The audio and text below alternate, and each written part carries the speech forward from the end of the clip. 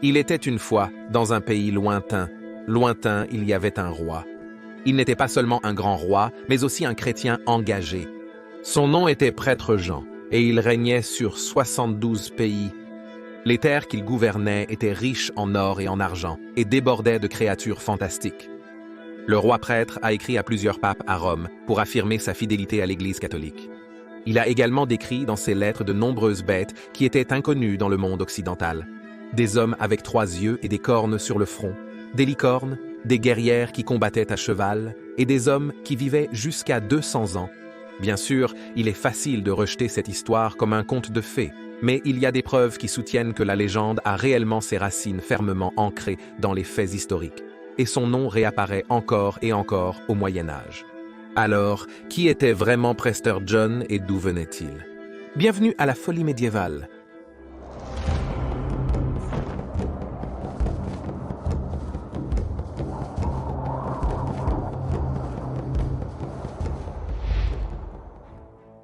Origine. Le point de départ de Prester John est aussi incertain que la légende elle-même. Son nom apparaît pour la première fois dans une chronique sur les 2 villes écrite par Otto, évêque de Freising, en 1146. Ici, il est désigné sous le nom de presbytère Johannes et il est dit qu'il a vaincu une armée de Perses et de Mèdes, qui était un ancien peuple iranien, avant d'échouer à atteindre Jérusalem. Ce récit a été raconté à Otto par Hugues de Jabala, un évêque des États croisés latins. Il décrit comment Prester John n'a pas réussi à aider les croisés en Terre Sainte, bien qu'il ait participé à d'autres batailles. Des éléments du récit font référence à la bataille de Katouan, qui a eu lieu en 1141, puis le dirigeant seldjoukide turc, Sanjar de Perse, a été vaincu par l'empire de Karakitae, un peuple d'Asie de l'Est qui avait créé un royaume au centre de l'Asie après avoir été expulsé de Chine. C'était une défaite massive pour les musulmans avec une perte rapportée de 30 000 hommes, et c'était si choquant parce que l'un des dirigeants les plus puissants de l'islam, le sultan seldjoukide Sanjar, a été submergé par un groupe de barbares nomades. En fait, la nouvelle si surprenante s'est rapidement propagée en Europe et au Moyen-Orient. Des histoires historiques de guerre comme celle du sultan Sanjar peuvent devenir si légendaires qu'elles survivent encore aujourd'hui. Pas seulement sur nos chaînes d'histoire YouTube, mais aussi via l'art. L'homme. Avant que la légende de Prester John ne commence vraiment, une histoire circulait à propos d'un homme appelé Patriarche John, qui avait voyagé de l'Inde à Rome en 1122. Il avait quitté l'Inde suite à la mort de son prédécesseur. Voyageant à Byzance, il assista à une cérémonie qui reconnaîtrait sa nomination en tant que patriarche des Indes. Lors de cette cérémonie, John a été présenté aux envoyés papaux qui négociaient avec l'empereur byzantin Jean II Kaminos. Le représentant du pape a parlé de la splendeur de Rome et a réussi à persuader John de poursuivre son voyage vers la ville éternelle. Quand il est finalement arrivé, les gens ont été surpris de voir un homme venant de très loin. Lors d'une audience avec Calixtus II, qui présidait en tant que pape à l'époque, John a décrit sa patrie comme un lieu de miracles et de merveilles. Il a dit que sa capitale, Olna, avait les murs les plus hauts du monde, qui étaient si larges que 2 chars pouvaient y rouler côte à côte sans tomber. Seuls les chrétiens fidèles étaient autorisés à y vivre. Tout non-chrétien qui y entrait devait se convertir immédiatement au christianisme ou subir l'exécution. Une rivière du paradis traversait la ville et déposait des pierres précieuses et de l'or qui rendaient les citoyens très riches. Juste à l'extérieur des murs se trouvait une église qui conservait le corps de saint Thomas l'apôtre à la chevelure rousse, qui ressuscitait 1 fois par an et accordait ses bénédictions aux fidèles. Les chrétiens médiévaux croyaient qu'après la Pentecôte, lorsque l'Esprit Saint est descendu sur les disciples de Jésus, saint Thomas a été envoyé dans l'état du Kerala, en Inde en 52, après Jésus-Christ, pour prêcher l'Évangile. Il a converti et baptisé les hindous en chrétiens là-bas. Saint Thomas a été enterré là-bas à sa mort. On pense que Prester John devait faire partie de la communauté des chrétiens de saint Thomas, sinon son patriarche, parce qu'il connaissait si bien la légende. Le mythe. Puis, soudainement, dans les années 1170, le mythe de Prestagion prend vraiment son envol lorsqu'une lettre intrigante arrive à la cour de l'empereur byzantin, Manuel P. Kaminos. La lettre commençait par l'auteur se présentant comme, je cite, « Prestagion des Indes, le plus grand roi des chrétiens ». Il continue ensuite à décrire ces terres comme s'étendant jusqu'à l'Orient proche et consistant en, je cite, 3 Indes, l'Inde majeure, l'Inde moyenne et l'Inde mineure. Celui dans lequel il vivait était l'Inde majeure, et le corps de saint Thomas l'apôtre était dans celle-ci. Et il avait 63 mineurs qui lui répondaient ainsi que 62 des châteaux les plus forts du monde. Frédéric Zarnac a raconté cette histoire dans son livre de 1879 de Prista Ioannes, en se basant sur un texte appelé « Sur l'arrivée du patriarche des Indiens ».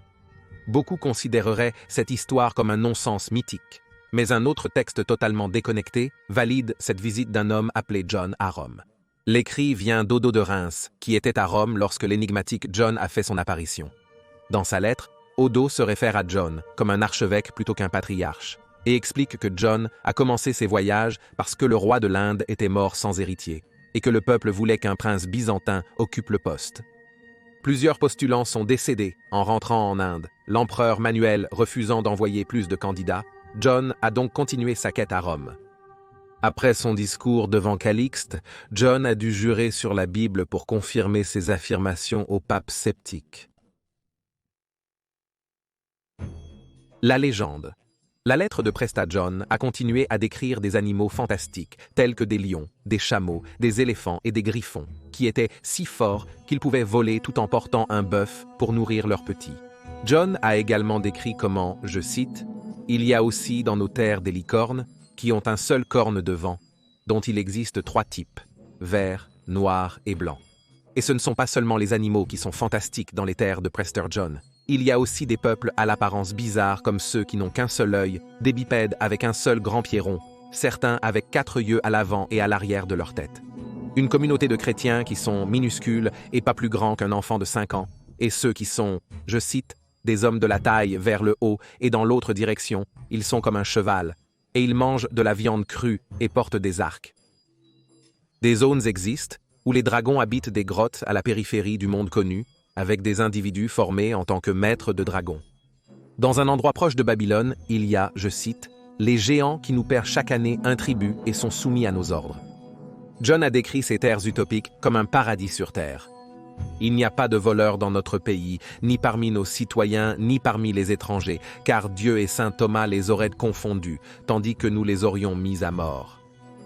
Sachez que personne dans notre pays n'ose commettre le péché de luxure, car il serait immédiatement brûlé, car le sacrement du mariage a été ordonné par Dieu. Personne n'ose non plus mentir dans notre pays, car il serait pendu. Il semblait y avoir une tolérance zéro pour toute transgression, mais il y avait aussi de la compassion pour les, je cite, pauvres du pays, car ils sont soutenus par nos propres revenus par amour pour Dieu. Sur une île en particulier, il y avait une fontaine de jouvence, ou du moins une fontaine de vie prolongée, où toute personne qui buvait de ces eaux vivrait soi-disant au moins 500 ans. Il a des dragons. Les rumeurs entourant Presta John attireraient évidemment l'attention des dirigeants militaires et des monarques avides. Admettons-le, qui refuserait l'aide de quelqu'un capable de dresser des monstres et dragons pour le combat? Et voici un homme qui, selon sa propre lettre, était un chrétien engagé et portait une croix dans la bataille à la tête de son armée, afin que tout le monde puisse se souvenir de leur Seigneur Jésus-Christ. Ne serait-ce pas idéal pour aider dans les croisades? En effet, il a juré d'aider à reconquérir Jérusalem et a proposé de joindre ses forces à celles de l'Ouest pour atteindre cet objectif, promettant des terres et des postes de haut rang à ceux qui s'uniraient à lui. Sa lettre se termine par une demande d'être appelé prêtre, citant « Compte tenu de notre humilité à être appelé par un nom et un titre moins importants ». Cela semble parfait, non? Au cours de la 5e croisade en 1217, le pape Innocent III a ordonné à ses soldats chrétiens de conquérir l'Égypte, jugée essentielle pour reconquérir Jérusalem. Après le siège réussi de Damiette, en 1221, des rumeurs ont circulé que l'armée du prêtre Jean venait à la rescousse. Évidemment, trop de temps avait passé pour que le prêtre Jean, apparu plus de 70 ans plus tôt, dirige réellement l'armée. Ce qui, par coïncidence, fait douter de la fontaine de jouvence. Ainsi, le prince chrétien en charge des soldats était un descendant connu comme le roi David. La rumeur était si grande que les croisés ont lancé une attaque prématurée sur le Caire, mais leur sauveur n'est jamais arrivé, et pour l'armée chrétienne et leur 5e croisade, cela s'est terminé par une défaite avec la perte de nombreuses ressources et de nombreuses vies. Fumée et miroir. Chaque fois qu'un nouvel endroit était exploré et qu'il n'y avait aucun signe de Prester John, il apparaissait ailleurs. Le mythe a persisté avec le temps. Dans les années 1240, l'envoyé papal Giovanni de Piane del Carpine s'est rendu pour voir le grand khan de l'Empire mongol. Il a demandé des informations sur Prester John et on lui a dit qu'il avait combattu contre les Mongols et avait réussi en assemblant une ligne de grandes statues de bronze qui dégageaient d'énormes quantités de fumée contre la horde mongole, dans l'un des premiers cas d'utilisation d'un écran de fumée dans la guerre.